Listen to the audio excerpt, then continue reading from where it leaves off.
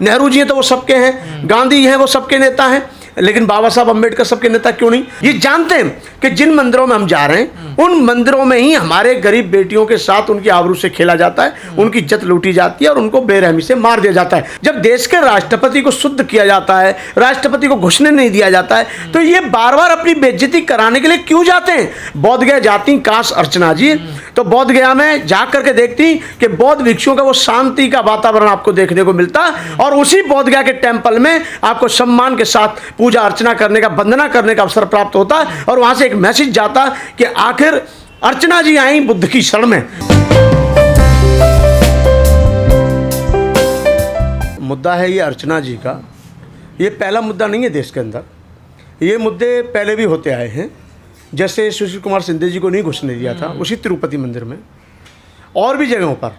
मेरे समझ में ये क्यों नहीं आता है, जब बाबा साहब डॉक्टर अम्बेडकर को हम सब मानते हैं, उनके आरक्षण का हम पूरा लाभ लेते हैं, हमारे देश की जनता ज़्यादातर खास तौर पर SC ST OBC बैकवर्ड, इसके साथ साथ भारत की हर बेटी जो सम्मान के साथ जी रही है, गौरव के साथ जी रही है, वो भारतीय संविधान के बदौलत जी रही है।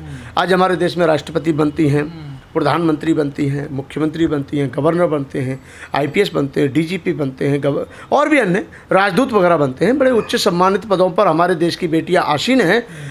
अब अफसोस इस बात का आता है कि इतने वर्ष बीत जाने के बावजूद भी ये लोग अपनी योग्यता को नहीं जान पा रहे हैं, जबकि हमारे देश में ये मान लेना चाहिए कि यह योग्यता को तवज्जो नहीं दी जाती है, योग्यता को मान सम्मान नहीं दिया जाता है, या धर्म को और जाति को दिया जाता है।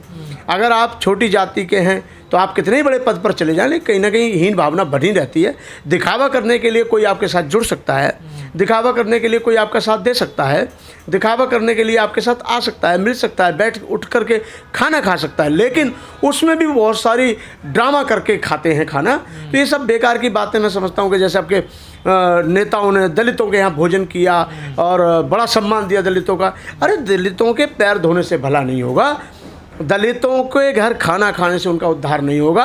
अगर उनका उद्धार सही नीयत रखते हुए करना चाहते हो तो भारतीय संविधान में उनको जो मौलिक अधिकार मिले हैं वो उनको मिलने ही चाहिए और वो देने चाहिए। सवाल ये है, जब बार बार दलितों के साथ या SC ST के साथ ऐसा अपमान होता है मंदिरों में, तो आखिर जाते क्यों हैं ये बार? नहीं, देखिए वही तो चीज़ मैं कहना चाहता हूँ कि जब बाबा साहब डॉक्टर अम्बेडकर को हम मानते हैं तो इसका मतलब है बाबा साहब डॉक्टर अम्बेडकर को उन्होंने माना है, लेकिन जुबां पर माना है, दिल में नहीं माना है। उनको पहचानने में अभी भी भूल कर रहे हैं। जिस बाबा साहब डॉक्टर अम्बेडकर के बदौलत आज सम्मान के साथ जी रहे हैं, उन्होंने ही बौद्ध धर्म को स्वीकार किया था और उन्होंने ही पुनर्जीवित किया था और उन्होंने ही भारत में 22 प्रतिज्ञा ली थी। ठीक है, तो मैं ये कहना चाह रहा हूँ, जो लोग भारत में रह करके या विदेशों में रह करके जो बाबा साहब में आस्था रखते हैं, जो बाबा साहब को मानते हैं, तो वो बाबा साहब की बात को क्यों नहीं मानते हैं?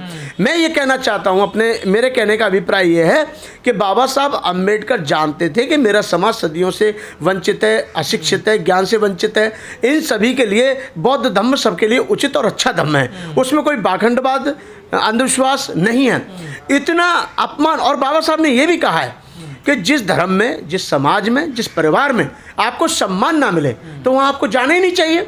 मैं ये कहना चाहता हूँ कि जब इस देश की जनता ने राजेंद्र प्रसाद जी को राष्ट्रपति नहीं माना, बाबूजी जीवन राम को एक अच्छा नेता नहीं माना, यहाँ तक कि मानवर काशीराम जी को लोग नेता, दूसरे लोग नहीं मानते हैं, ये कहाँ की बात है कि नेता नेहरू जी हैं तो वो सबके हैं, गांधी हैं वो सबके नेता हैं, लेकिन बाबा साहब अम्बेडकर सबके नेता क्यों नहीं?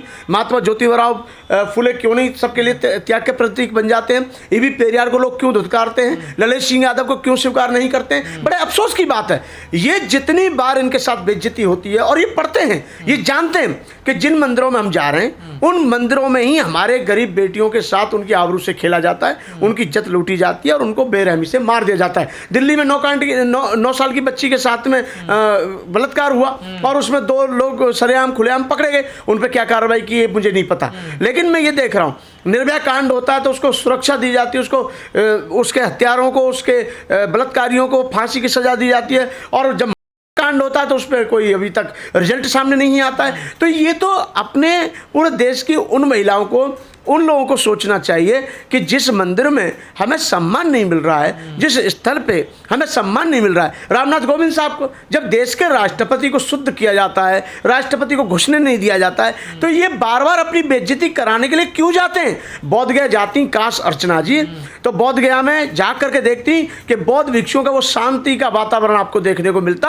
और उसी बोध गया के टेम्पल में आपको सम्मान के साथ पूजा अर्चना करने का, वंदना करने का अवसर प्राप्त होता, और वहाँ से एक मैसेज जाता कि आखिर अर्चना जी आई बुद्ध की शरण में। और बुद्ध की शरण में जब मोदी जी जाते हैं, जब विदेशों में ढिंढोरा पीटते हैं कि न्यूयॉर्क में यूएनए में बुद्ध मुस्कुराए, तो यहाँ बुद्ध क्यों रोते हैं? आज उनके शिलालेखों को मिटाया जाता है, आज उनके टेम्पलों को नष्ट किया जा रहा है। आज सब जानते हैं कि तिरुपति का मंदिर सही मायने में बुद्ध विहार है, बुद्ध विहार है। जी हाँ, अगर बिल्कुल नैतिकता के आधार पर ईमानदारी के साथ नेक नियत रखते हुए सभी बुद्ध विहार, सभी टेम्पल जो पुराने पुराने हैं, चाहे केदारनाथ हो, चाहे तिरुपति मंदिर हो, चाहे जगन्नाथपुरी हो, चाहे द्वारका, जितने भी टेम्पल हैं ऐतिहासिक, उनकी सबकी ईमानदारी निष्ठा से ऑनलाइन मतलब सीसी कैमरे लगा करके लाइव सबको दिखाया जाए। उन मूर्तियों का असली रूप दिखाने का काम कर दो, पता लग जाएगा वो मूर्तियाँ किसकी हैं। आप तिरुपति के अंदर जाइए, उनका इतना मुंह ढका हुआ है, आप पूरा बुद्ध का आपको चित्र मिलेगा, और हजारों साल पुरानी प्रतिमाएं बुद्ध की यहाँ मिलती है। क्योंकि बुद्ध का जब बुद्ध की ये पृथ्वी चीरी जाती है तो बुद्ध इसलिए निकलते हैं कि यहाँ बुद्ध थे, यहाँ इसलिए निकलते हैं कि बुद्ध थे। हमारा किसी की धर्म को, किसी की भावनाओं को ठेस पहुंचाना मकसद नहीं होता है। अफसोस जब होता है जब मंदिर में, मस्जिद में, गुरुद्वारे में लोग जो जाते हैं उनके साथ, चाहे बुद्ध विहार हो, चाहे चर्च हो, चाहे जैन धर्म का मंदिर हो, कोई भी हो, वो अपनी मर्जी से जाते हैं। और ये जरूरी नहीं कि सभी लोग पूजा अर्चना करने जाते हैं, लेकिन उनको जाने का अधिकार है, वहाँ बैठने का अधिकार है, क्योंकि आदमी शांति खोज में जाता है। सवाल ये है वंते जी, जो अर्चना गौतम वो कह रही हैं कि मुझे जाति के कारण नहीं, मुझसे पैसे की डिमांड की जा रही थी, 10,000 रुपये एक्स्ट्रा मांगे जा रहे थे मेरे से जब मुझे दर्शन कराए जाएंगे। नहीं, देखिए, एक बात तो उनके साथ जो भी घटना हुई उसकी हम निंदा करते हैं, और इसकी उच्च स्तरीय पे जांच होनी चाहिए, क्योंकि वो हमारे देश की एक एक्टर है, हमारे देश की एक हीरोइन है, और वो अब कांग्रेस में वर्तमान में काम कर रही हैं। अगर किसी वहाँ के पंडित ने या किसी व्यक्ति ने जब उसको उनसे पैसा मांगा है तो ये बिल्कुल गलत है, क्योंकि मंदिर, मस्जिद, गुरुद्वारे, बुद्ध विहारों में कभी भी जाकर के कोई आता है शांति का आनंद लेने के लिए या नतमस्तक होने के लिए, तो उनसे पैसे की डिमांड नहीं करनी चाहिए। लेकिन मैं फिर कहूँगा कि इस समाज के लोगों को पता नहीं क्या हो गया है, ये जान लेना चाहिए कि जब हमारा मौलिक अधिकार छिन रहा है और पूरे देश में हमारी बेइज्जती हो रही है, तो आप ऐसे स्थलों पे जाकर के अपनी बेइज्जती ना कराएं। ये तो बड़े बड़े लोगों की कहानियां होती हैं तो सामने आ भी जाती हैं। ये तो बड़े बड़े लोगों की कहानी होती है, राष्ट्रपति जी की हो गई, मुख्यमंत्री जब सुशील कुमार सिंह गृह मंत्री थे तब उनको अपमान हुआ। तो इन लोगों का जब इतना अपमान होता है, जिस मंदिर में कोई कहता है कि दलितों को मंदिर में नहीं घुसने दिया जाए, पहली बात तो दलित शब्द का विरोध करना चाहिए, क्योंकि हम दलित नहीं हैं, हम मूल निवासी हैं, हम जो है बौद्ध हैं। और दूसरी बात, जिस जगह पर आपको सम्मान नहीं मिलता वहाँ जाने की आपको आवश्यकता नहीं है। और पूरे देश के लिए मेरा यही संदेश है कि जहाँ आपको प्रेम पूर्वक बुलाया जाए, वहाँ आपका सम्मान हो, वहाँ आप जा सकते हैं। पर आस्था तो है ना, वो तो आस्था का सवाल है ना, कि हमारी आस्था है उनमें। देखिए, आस्था तो इस देश में कैसी है, पैदा की गई है। आज गणपति बाबा मौर्य के नाम पर 20 लोग खत्म हो गए। अब वो खत्म हुए तो वहाँ पर ये कहा जाएगा कि तुम्हारे बच्चों की नसीब में मौत लिखी थी, और देखो तुम कितने सौभाग्यशाली हो कि तुम्हारे बच्चों की मौत इस दौरान हुई है कि जब गणेश विसर्जन हो रहा है। तो ये लोग पाठ पढ़ाना जानते हैं। दूसरी बात, ये मैं एक मूर्खता को आस्था नहीं कहूँगा। आस्था अगर आपको रखनी है तो किसी अच्छे सोच के प्रति आस्था रखिए। और किसी ने कहा भी है कि पहली बात तो इंसान को जीवन जीने के लिए किसी धर्म की जरूरत ही नहीं है, और यदि जो व्यक्ति बिना धर्म के रह नहीं सकता उसके लिए सबसे अच्छा धर्म बौद्ध धर्म है, क्योंकि बौद्ध धर्म में सुख शांति, और बौद्ध धर्म में किसी प्रकार का अंधविश्वास, पाखंडवाद, रूढ़वादी व्यवस्थाओं को स्थान नहीं है। वहाँ पर कहते हैं आत्मदीपक भाव, अपना दीपक स्वयं बनो। तो मैं यही कहूँगा कि भारत के हर व्यक्ति को जहाँ उसका अपमान हो रहा है उसको नहीं जाना चाहिए। और बहुत दिन हो चुके हैं, हम कब जागेंगे इतना, क्योंकि हम बाबा साहब की बात करते हैं, बाबा साहब के नाम का आरक्षण ले रहे हैं, बाबा साहब डॉक्टर अम्बेडकर के मान बदौलत आज हम मान सम्मान की ज़िंदगी जी रहे हैं। तो हमको ये जान लेना चाहिए कि उसी महामसीहा ने, उसी महापुरुष ने बौद्ध धर्म स्वीकार किया है, तो उस बात को भी हमें ध्यान में रखना चाहिए। जो धर्म स्थल हैं या आस्था के स्थल हैं, आपको नहीं लगता है कि वो अब धंधा बन गए, पैसे के जरिए, पैसा कमाने के? हाँ, बिल्कुल कहा जा सकता है, क्योंकि उनका पैसा किसी रचनात्मक काम में तो लगता नहीं है, उनके पैसे से व्यवसाय होते हैं। आप मुझे बताइए कितने इंजीनियरिंग कॉलेज खोल रखे हैं उन लोगों ने, और खोल भी रखे तो उनकी फीस देख लीजिए।